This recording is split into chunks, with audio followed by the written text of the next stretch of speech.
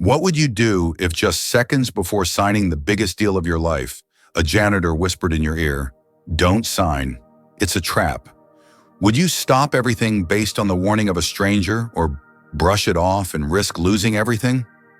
Ethan Walker, a self-made tech millionaire, was moments away from sealing a merger that would make him one of the most powerful men in the industry. But then came the whisper and the woman behind it. She wasn't a CEO. She wasn't a lawyer. She wasn't even supposed to be in the room. Yet her words shattered everything he thought he knew and exposed a betrayal that had been years in the making. What unfolded next was a web of deceit, loyalty tested, and a race against time to expose the truth. But the real question isn't just whether Ethan saved his company, it's whether he could learn to trust again after everything he knew turned to dust. If you think you've heard stories about betrayal and redemption before, think again. This one will leave you breathless. Stay with us because what happens next will completely change how you see loyalty, love, and the people we overlook every day. Ethan Walker stood at the edge of everything he had ever built. His signature hovered just millimeters above the dotted line of a multi-billion-dollar merger contract. This deal with Richard Cole's empire promised to elevate his tech company into the stratosphere of American corporate power. 6 months of closed-door negotiations, sleepless nights, and relentless pressure had led to this exact moment. And yet, something felt wrong. A voice sliced through the silence, low, urgent, and terrifyingly calm. "Don't sign that. It's a trap." Ethan froze. His heart skipped a beat. The whisper hadn't come from across the table. It came from beside him. He turned slightly confused and saw her, a woman he couldn't name. She wore a gray janitor's uniform, one hand on a rag, the other on a spray bottle, pretending to clean the polished mahogany table. "I'm sorry," he asked, but she didn't look at him again. She moved quickly to another end of the conference room, her head lowered. Ethan's eyes locked on hers for a split second, brown and tense, almost scared, but filled with a fire that said, "I know something you don't." Jason Reed, Ethan's childhood best friend and business partner, leaned in with a puzzled frown. "Something wrong, Ethan?" he asked, his voice smooth like always. Familiar, trustworthy. Ethan forced a shaky smile and looked down at the contract. Everything he had dreamed of: expansion, global reach, legacy, was right there in ink. Still, the whisper echoed in his mind like a siren.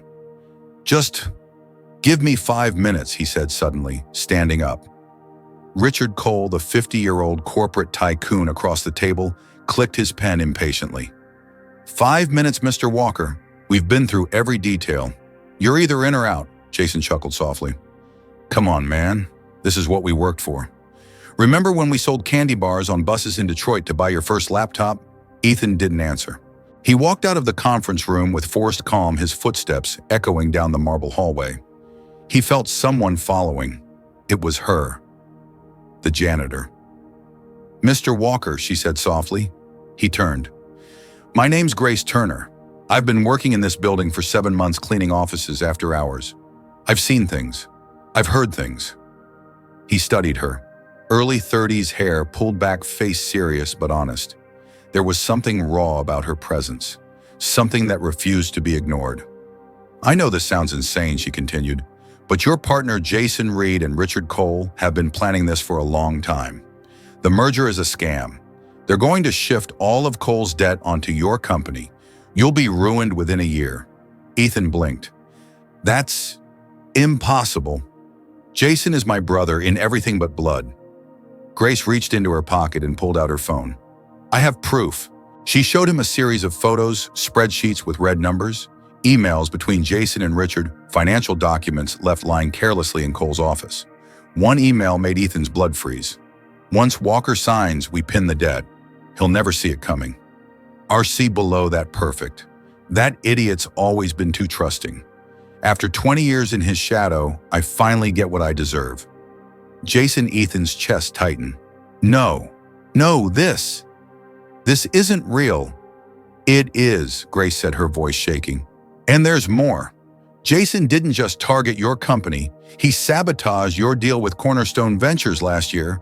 And he broke up your relationship with Natalie Brooks." Ethan stepped back. "How do you even know about Natalie?" "I have screenshots," Grace said, opening a folder on her phone. Jason sent her fake texts from you. He used doctored photos. He made it look like you were cheating. Ethan stared at the images, feeling like he was watching a dream collapse. Natalie had ghosted him 3 years ago without a word. He'd blamed himself. But now, I clean their offices when they think no one's watching, Grace said. They talk on the phone like I don't exist. They leave documents on desks. I've been collecting this for weeks. I wasn't sure what to do. Until I saw you about to sign that contract. Ethan looked at her differently now. Not as a janitor, not as a nobody, but as someone who might have just saved his entire life. Why are you risking everything for me? He asked, voice low.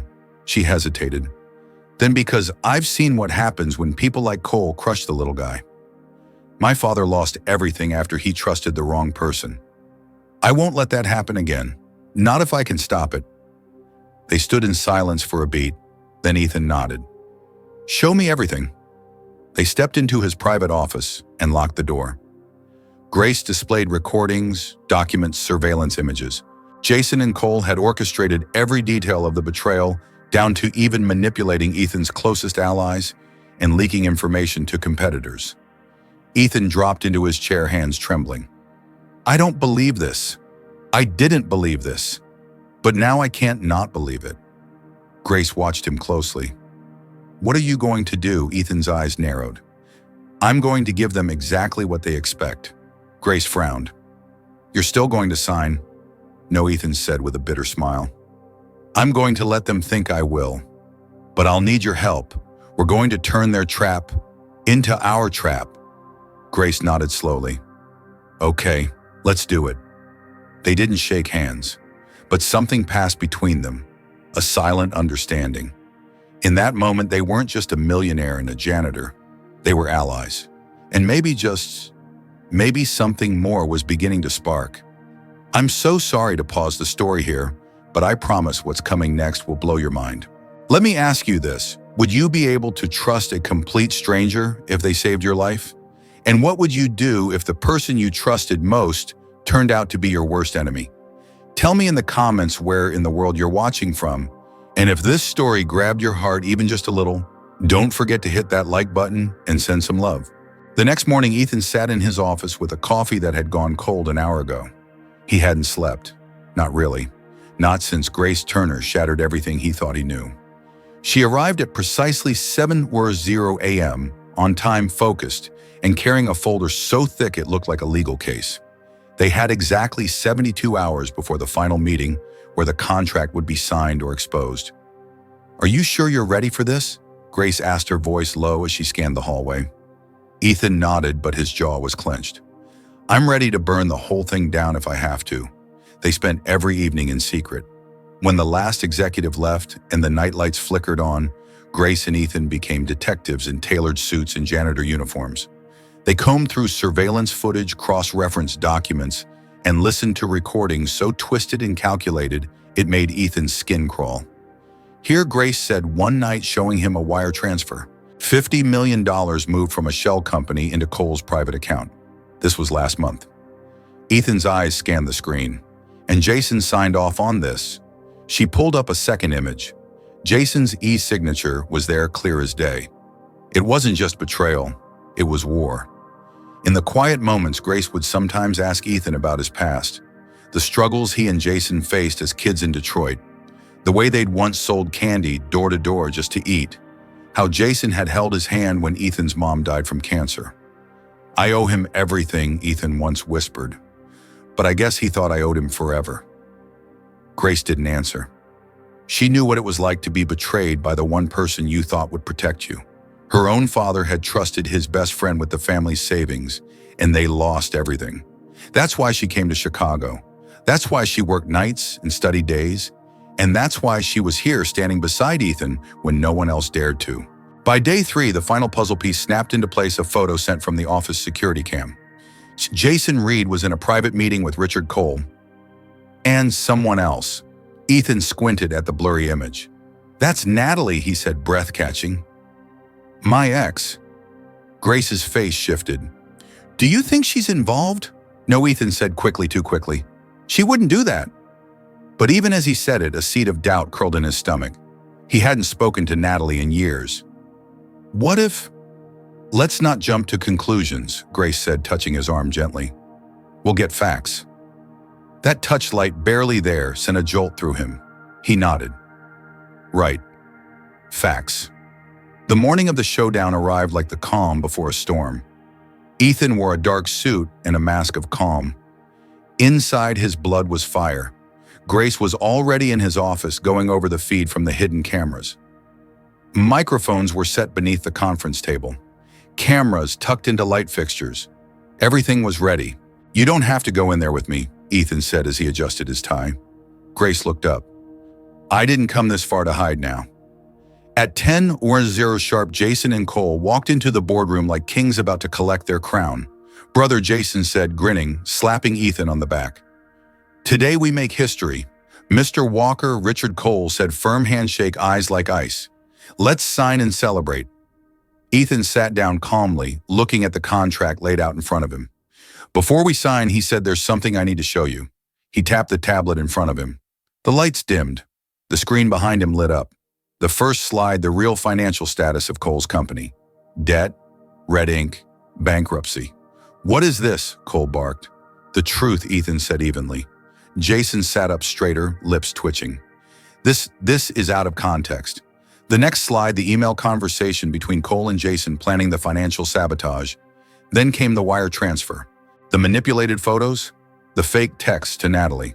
Jason shot to his feet. Ethan, don't do this, but Ethan stood tall and still. You already did.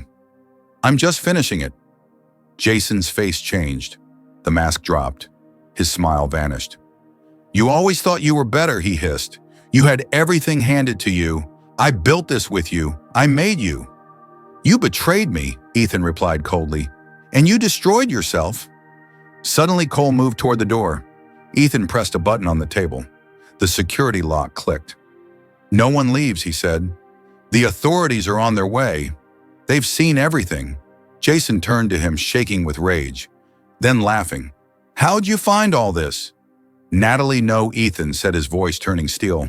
Grace. Jason scoffed. The janitor, the ghost that's always lurking in the corners. You really think she did this out of kindness? And there it was, the twist of the knife. Jason leaned closer. How do you know she wasn't planted? How do you know this isn't just another trap? Ethan didn't answer, but a crack appeared behind his eyes. The cops arrived 10 minutes later. Jason and Cole were handcuffed, screaming, cursing, accusing. But one line stuck in Ethan's mind. She played you, Ethan. Don't be stupid enough to believe it was all just luck. And as they dragged Jason out of the room, he left behind something more dangerous than lies. He left doubt. Forgive me for stopping the story here, but trust me, what happens next will shake the ground beneath your feet. So tell me this, if someone saved you, but your worst enemy made you doubt them, would you believe your heart or the evidence? And do you think a person's background should define whether they're trustworthy or not? Let me know in the comments where in the world you're watching from. And if you're loving this story, please drop a like and show it some love. Ethan sat alone in his office long after the police had taken Jason and Cole away. The silence was deafening. His company was safe, his reputation salvaged. But inside, he felt anything but victorious. Jason's last words clung to him like smoke in his lungs. How do you know she wasn't playing you too? It didn't matter that Grace had risked her job, her safety, maybe even her future to help him. One seed of doubt, just one, had begun to grow, poisoning the very thing that had saved him. So when Grace came in for her night shift, smiling gently, Ethan didn't smile back. Hey, she said you did it. It's over. He looked up slowly. Is it? Her smile faltered. What do you mean I need to ask you something? He said, each word colder than he meant it to be. And I need you to be honest. Grace stood still, confused. Okay. When did you really decide to help me? Was it in that boardroom or way before that? Did you know exactly what you were doing from the start? The question sliced through the air like a blade. Grace blinked. Are you serious, Jason said. Jason, she cut in, her voice trembling, is a criminal, a liar. And now apparently your voice of reason. Ethan stood but didn't move closer. I just need to know. Grace's hands curled into fists. I gave you everything I had. I risked everything. Not because I wanted anything from you, not for a reward, but because it was right. He said nothing. A tear slid down her cheek. You know what hurts more than anything Jason did to you? The fact that you let him make you doubt me. Ethan's throat tightened. I quit, she whispered. I'm transferring schools. I'm moving to Austin tomorrow. You won't have to question my intentions anymore. And just like that, she was gone. The days that followed were gray and quiet. Ethan returned to boardrooms and briefings, but none of it meant anything. The people cheered his bravery, the media praised his brilliant counterattack, but the only thing he could think about was the look in Grace's eyes when he accused her. Then came the call. Ethan, it's Natalie Brooks. His breath caught. Natalie. I heard what happened. Jason confessed everything. They met at a quiet cafe in the city. Natalie looked different, older, wiser, married. He told me he manipulated me, she said. But you already knew that. Ethan nodded. I also know Grace helped you figure it out. She did. She's special, Natalie said. Don't lose her. It might be too late. Natalie tilted her head. Is it? Or are you just scared? Ethan swallowed hard. She's gone. Then what are you still doing here? 2 hours later, Ethan was sprinting through the Chicago bus terminal, searching platform signs with wild eyes. Her bus to Austin was boarding. He caught it just as it was about to pull out. He slammed his hands on the side of the bus. Wait. The driver braked open the door with a scowl. You better have a good reason, buddy. Ethan climbed aboard breathless. He spotted her. Window seat, headphones in, eyes red from crying. Grace, he said, his voice low, trembling. She looked up. Don't go, he said, walking slowly toward her. Please, what are you doing here? I came to say I'm sorry. I was wrong. I let the ghost of betrayal ruin the one good thing I had. You. Passengers were watching now. Grace glanced around nervously. This isn't the place. You're right, Ethan said, but it's the only place I have left.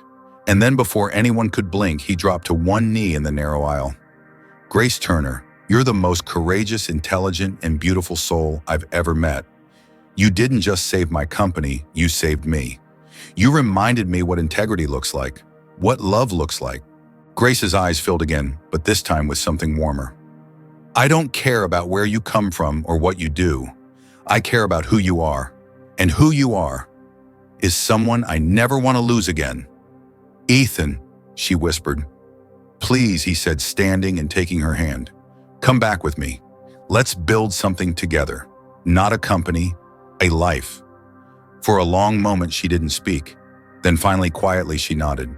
6 months later, Grace and Ethan stood side by side in the same boardroom where everything had nearly fallen apart. But today they were signing something very different, a partnership contract for their new business, Walker & Turner Consulting.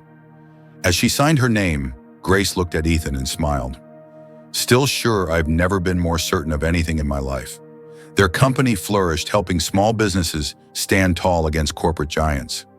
Grace graduated with honors. And just 1 year later, something even greater arrived, a little baby girl who looked up at them with her mother's fierce eyes and her father's steady heart. Ethan looked at Grace one morning as the sun poured through their new office. You saved me the day you whispered that warning, she smiled, and you saved me the day you chose to listen. Their love hadn't come easy. It was built on ruins and rebuilt with honesty, pain, forgiveness, and courage. But that's what made it unbreakable. Now it's your turn to reflect. Would you forgive someone who doubted you, even if it broke your heart? And do you believe that true love can rise even from the ashes of betrayal? What did you think of this story? If it touched your heart, comment note 3 below. Comment number 1 if you weren't satisfied, and number 2, if it was just okay. Tell me where you're watching from. I'd love to know your country. And if this story moved you, please like, heart, and share it with someone who needs a little hope today.